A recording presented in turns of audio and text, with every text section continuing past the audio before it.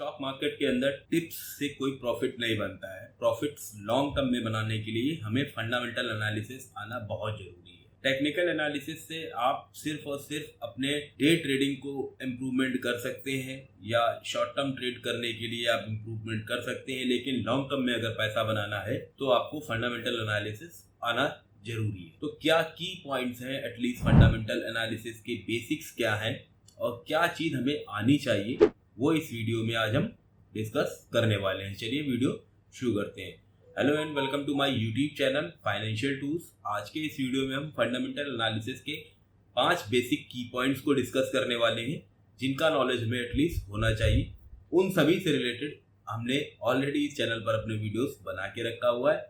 Link हर एक video का मैं डिस्क्रिप्शन बॉक्स में दे दूंगा, जाके जरूर से उस वीडियो को चेकआउट करिएगा। चलिए वीडियो शुरू कर। इंट्राडे ट्रेडिंग के लिए हमारे पास टेक्निकल एनालिसिस का नॉलेज बहुत जरूरी है, मैं मानता हूँ, लेकिन लॉन्ग टर्म में इन्वेस्टमेंट के लिए हमारे को फंडामेंटल एनालिसिस या फाइनेंशियल डॉक्यूमेंट्स का एनालिसिस होना बहुत जरूरी है। इंडिकेटर्स बताते हैं टेक्निकल एनालिसिस में ट्रेड किस साइड में लेनी चाहिए, बाय साइड में लेनी चाहिए या सेल साइड की लेनी चाहिए। और इंडिकेटर्स का मतलब होता है सिर्फ और सिर्फ इंडिकेट करना। कोई कंफर्मेशन, आपको कितना बड़ा आपका ज्ञानी हो, कोई भी इन्वेस्टमेंट का एडवाइजर हो, आपको कभी ये सलाह नहीं देगा कि इस स्टॉक को 110% इस टेक्निकल बैकग्राउंड के बेसिस पे आप बाय कर लीजिए या सेल कर दीजिए। वो ये बोलेगा कि नहीं, इंडिकेटर्स ऐसा बता रहे हैं कि बॉलिंजर बैंड ऐसा बोल रहा है, RSI ऐसा बोल रहा है, MACD ऐसा बोल रहा है, या प्राइस एक्शन से ऐसा मालूम चल रहा है कि अभी प्राइस का मोमेंटम अपसाइड में है या डाउन साइड में है। वो सिर्फ और सिर्फ इंडिकेट करा सकते हैं आप। लेकिन अगर आप फंडामेंटल एनालिसिस सीख गए तो फंडामेंटल एनालिसिस के बेस पर आप लॉन्ग टर्म में अपने पैसे को एक अच्छी खासी ग्रोथ दे सकते हैं। और स्टॉक मार्केट कोई जुआ का अड्डा नहीं जहां पर आप डेली आकर के प्रॉफिट बना के जा सके। ये तो खुद सेबी भी बोल चुका है कि एटलीस्ट 98% लोग हर साल स्टॉक मार्केट के अंदर लॉस करते हैं।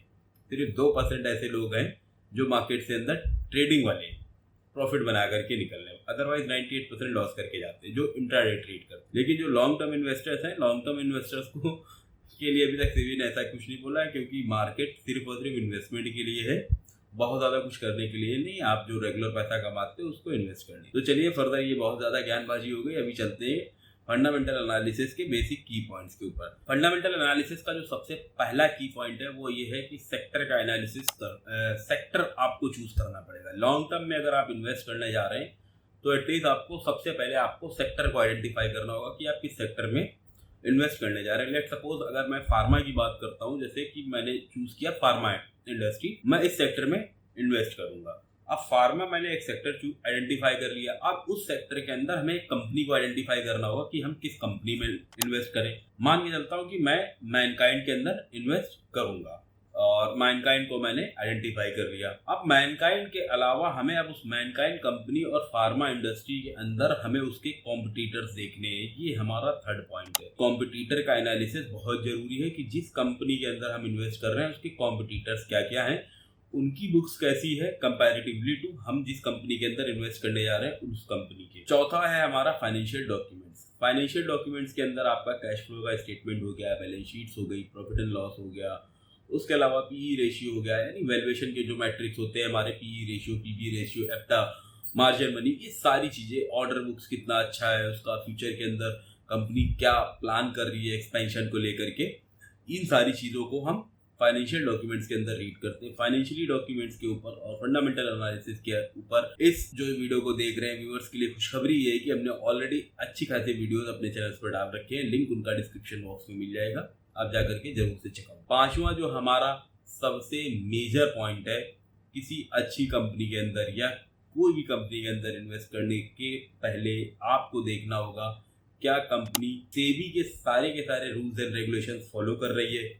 ऐसा तो नहीं है सेबी उसके ऊपर नोटिस लगा के बैठा है, या सेबी ने किसी तरह से उनसे डिमांड कर रखी है, या सेबी के अलावा और जो इंडिया के अंदर डिपार्टमेंट्स है like income tax, CB, ED, जितने भी और डिपार्टमेंट्स है, ऐसा कोई नोटिस वगैरह तो नहीं चल रहा है, या कोई उनके केसेस वगैरह पेंडेंसी में तो नहीं चल रहे हैं, या कोई कोर्ट हियरिंग्स तो पेंडिंग नहीं है। ये सारी चीजें जरूर से जरूर देखा करें। अगर एक लॉन्ग टर्म विजन आप लेकर के चल रहे हैं इन्वेस्टमेंट को, इसका इम्पैक्ट बहुत तेजी के साथ पड़ता है। जैसे अभी हाल फिलहाल में कंपनी आप लोगों ने बहुत सुनी होगी, अडानी। अडानी के ऊपर क्या हुआ, अडानी के ऊपर एक जांच बैठ गई, जांच बैठते ही उसका स्टॉक बहुत तेजी के साथ क्रश करते हुए नीचे की साइड गिरने लगा। तो इसी तरह से अगर आप किसी कंपनी में इन्वेस्ट कर रहे हैं तो इन 5 मेजर की पॉइंट्स को जरूर से फॉलो किया करें, तब जाकर के आप किसी भी कंपनी में इन्वेस्ट किया करें। ये फंडामेंटल एनालिसिस है। अगर आप बोलेंगे किसी एक पर्टिकुलर डेडिकेटेड इन 5 पॉइंट्स में से वीडियो बनाने के लिए, तो मैं जरूर से बना दूंगा कि किस तरह से आप सेक्टर आइडेंटिफाई करें या किस कंपनी को आप आइडेंटिफाई करें। और फंडामेंटल एनालिसिस के ऊपर ऑलरेडी मैंने वीडियो बना रखा है, तो आप जरूर से जाके चेकआउट कर लीजिएगा। चलिए मिलते हैं अपनी नेक्स्ट वीडियो में। टिल देन अपना ख्याल रखें, keep investing and thank you so much for watching this video.